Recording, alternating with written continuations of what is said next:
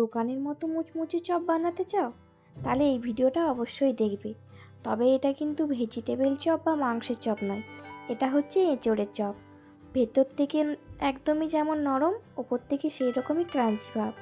তো চলো ঝটপট আজকের এই এঁচোড়ের চপটা দেখে নেওয়া যাক।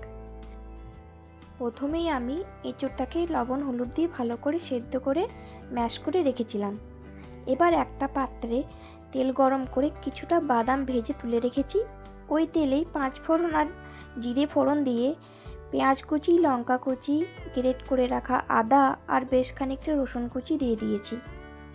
পেঁয়াজটা হালকা ভাজা হলেই হলুদ, লবণ, ঝাল লঙ্কার গুঁড়ো আর কালারের জন্য কাশ্মীরি লঙ্কার গুঁড়ো, একটু ভাজা জিরে গুঁড়ো আর একটা স্পেশাল মশলা দিয়ে আমি এটা খুব ভালো করে মিক্স করে কষে নিয়েছি। এবার এর মধ্যে কসুরি মেথি দিয়ে হালকা নাড়াচাড়া করে ম্যাশ করে রাখা ওই এঁচোড় সেদ্ধটা এর মধ্যে দিয়ে দিয়েছি।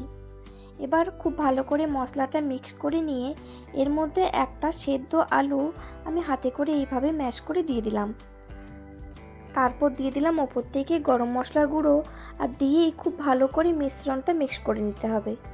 এবার ভেজে রাখা বাদাম আর বেশ খানিকটা ধনেপাতা দিয়ে ভালো করে মিক্স করে শেষে 1.5 চামচের মতো বেসন দিয়ে এটাকে খুব ভালো করে মিক্স করে নামিয়ে নিয়েছি।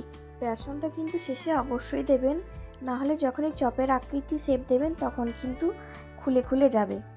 এবার আমি একটা পাত্রে কর্নফ্লাওয়ার, তার মধ্যে লবণ, একটু ফুড কালার গুলে রেখেছিলাম আগের থেকে। এই পাত্রে ব্রেড ক্রাম্বস, একটু সিমুই রেখেছিলাম। কর্নফ্লাওয়ার গলা জলে আমরা প্রথমে এক কোট করে প্রথমে এটা ভালো করে কোটিং করে নেব। তারপর আবার আমরা ডবল কোট কিন্তু এটা করব। ডবল কোট করলে কিন্তু ওপর থেকে যে মুচমুচে ভাবটা হয় খুব সুন্দর হয়। তো এগুলি সব ভালো করে আমি একবারই কোট করে নিয়েছি। এবার আমরা আগের থেকে তেল গরম করতে বসিয়ে দিয়েছিলাম। এবারে একে একে আমরা সব চপগুলি ভেজে নেব।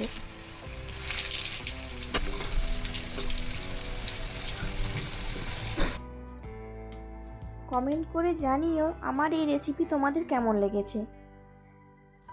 দেখো খুব সুন্দর করে ভাজা হয়ে গেছে, এবার আমরা এগুলি তুলে নেব।